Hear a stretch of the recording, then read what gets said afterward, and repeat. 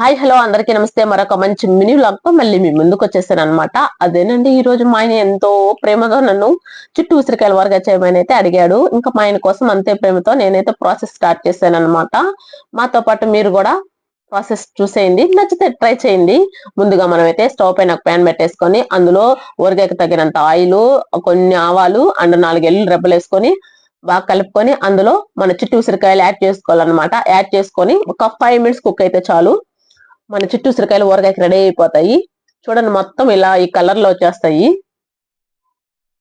తర్వాత stove off చేసుకొని అందులో టేస్ట్ కి తగ్గట్టు సాల్ట్, కారం, ఆవాల మెంతుల పొడి వేసుకొని మంచిగా కలుపుకోవాలన్నమాట. అంతేనండి, మన చుట్టూ ఉసిరికాయలు ఊరగాయ చిటికలో రెడీ అయిపోతుంది. నెక్స్ట్ మీరు కూడా ట్రై చేయండి. నేనైతే మా ఆయన కోసం మంచిగా ఊరగాయని ప్రిపేర్ చేసి పెట్టాను. వేడి వేడి అన్నంలోకి చాలా బాగుంటుంది. వీడియో మీకు నచ్చితే like, share, subscribe my channel. Bye.